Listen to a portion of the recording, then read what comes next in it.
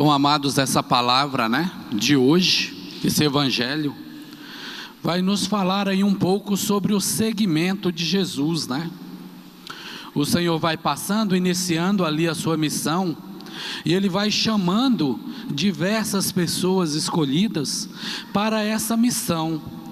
E nós vamos vendo que imediatamente essas pessoas vão deixando, e ali no início os apóstolos, vão deixando literalmente tudo para seguir Jesus. Nós vamos perceber que esse chamado de Deus na vida daqueles homens é algo extraordinário, é algo que faz aqueles homens mudarem a sua mentalidade, mudarem o seu tipo de vida, e se lançar numa vida nova, numa vida cheia de outros desafios, e talvez de desafios muito maiores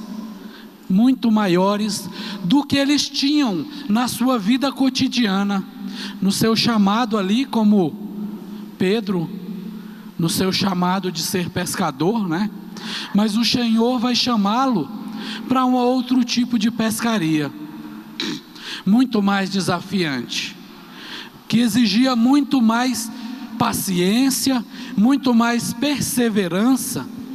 Nós vamos vendo que, assim como na minha vida e na sua vida, esse chamado de Jesus, Ele vai nos incutindo responsabilidades, Ele vai nos incutindo mudança de vida, mudança de direção, e Ele vai nos chamando a uma perseverança.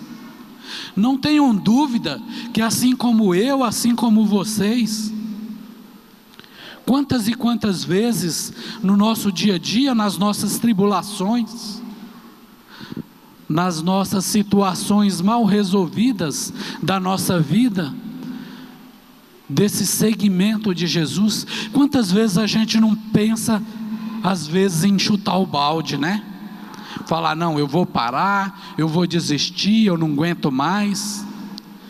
E esse chamado do Senhor, ele é muito mais desafiante, justamente porque, amados, Jesus vai falar para Pilatos, o meu reino não é deste mundo. Então, amados, nós que seguimos Jesus, neste mundo, nessa realidade visível que vivemos, nós estamos como peregrinos.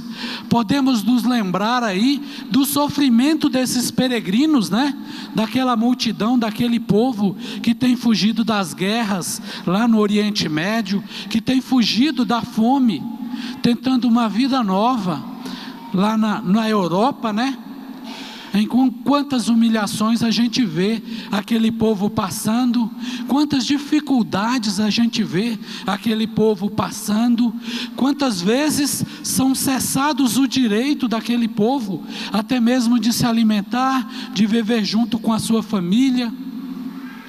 E com nós cristãos, muitas vezes isso não é diferente na nossa vida, porque quando nós seguimos o Senhor, quando nós buscamos na verdade essa luz, buscamos ser guiados por essa luz, nós que somos aquele povo também que vivíamos nas trevas, mas que vimos essa luz, assim como aqueles reis magos, quando viram aquela luz, imediatamente começaram a segui-la. Nós que seguimos essa luz, nós que seguimos este Jesus, somos desafiados todos os dias, E Paulo vai dizer, Senhor, quantas vezes, 3 ou 4 vezes foi naufragado, quantas vezes apanhou quase até a morte ali dos judeus, Não foi a peste, não foi a fome, não foi as trevas, não foi as prisões que me afastaram, vai dizer Paulo, que me afastaram de ti, de combater este bom combate. E assim como esses seguidores de Jesus, nós precisamos perseverar. Não pensem que Paulo, que Pedro, que João, que André e que tantos outros ao longo destes 2000 anos de cristianismo não pensaram em desistir. E nós vamos vendo nas próprias Sagradas Escrituras a nossa fragilidade como homem, porque nós temos o homem velho e o homem novo ali, numa luta incessante dentro de nós. O homem velho é aquele que quer chutar o balde, que quer falar, não vale mais a pena seguir, é muita tribulação, é muito desafio. Porque, amados, verdadeiramente quem segue Jesus, verdadeiramente quem busca uma conversão diária, porque é muito bonito se falar, eu aceitei Jesus, é muito bonito, a gente até escuta nas esquinas, mas esse segmento, essa aceitação de Jesus, ela tem que ser com uma mudança de vida, ela tem que ser com uma mudança de direção, ela tem que ser com um alimento forte para o homem novo, para que o homem velho não volte a derrubá-lo. Nós vamos ver Pedro, né? Pedro que imediatamente deixou as redes, se tornou um pescador de homens. Ele que é o primeiro Papa, ele que é o homem que tem a chave do céu. Quantas vezes Pedro titubeou, quantas vezes Pedro caiu, mas a misericórdia de Deus o alcançou, e o alcançou justamente pela sua perseverança, né? Pedro nega Jesus 3 vezes, depois nós vamos vendo, né? Depois da morte do Senhor, Pedro volta para a vida velha. Quantas vezes nós somos ali tentados a voltar para a vida velha, a desistir de tudo, a achar eu não aguento mais, eu vou ficar na minha, eu vou lá para o meu cantinho, eu estava muito bem antes de mexer com esse negócio de igreja, antes de entrar numa pastoral, antes de dedicar um pouco do meu tempo, né?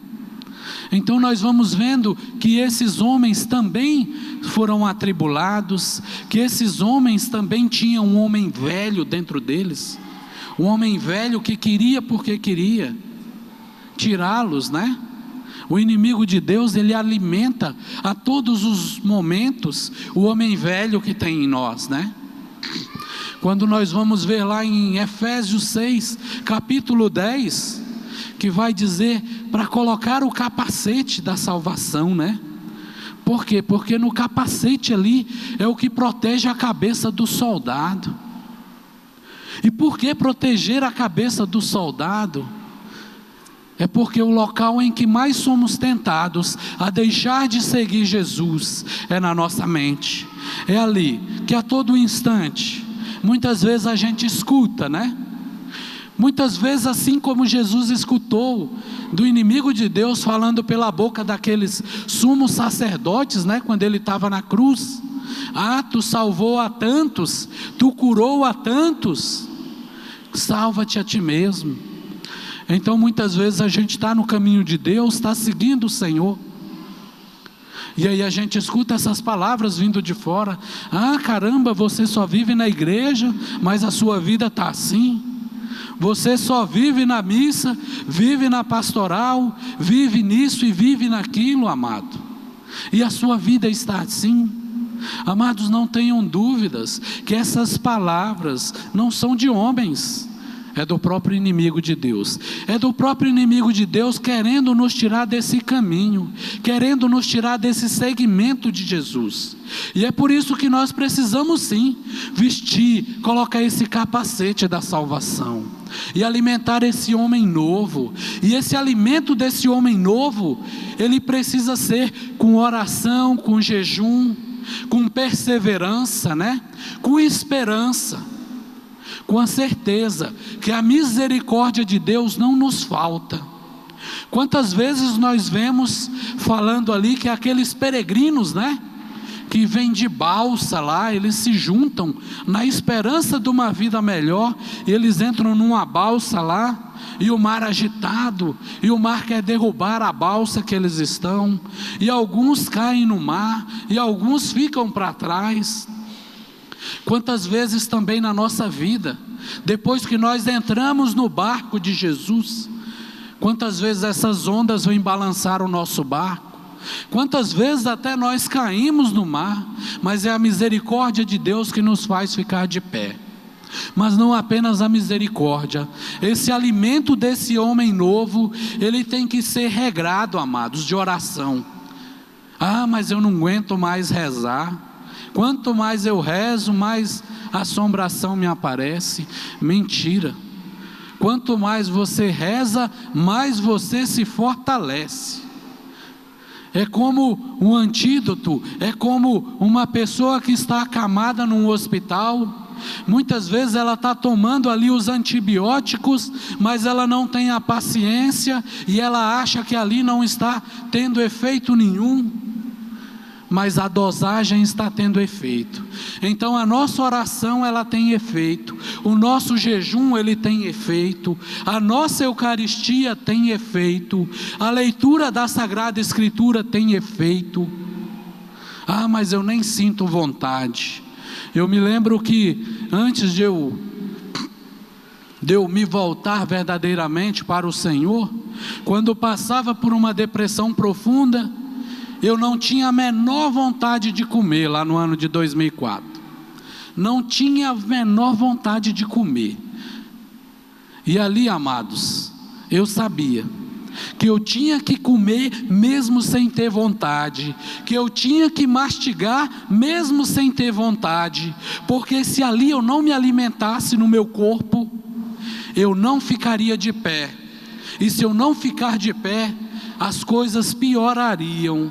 Então, amado, na sua vida e na minha vida, a oração, a missa, a celebração, o grupo de oração, o seu jejum, ele tem que ser dessa forma, independente de você sentir o gosto na sua oração, independente de você sentir que Deus está ouvindo a sua oração ou não, independente de você achar que a sua oração está dando fruto, ou se ela não está dando fruto, você tem que se alimentar, você tem que rezar, você tem que orar, para não cair em tentação, porque se cairmos na tentação de não rezar, de não vir para a missa, de dar um tempo de Jesus Cristo, as coisas piorarão.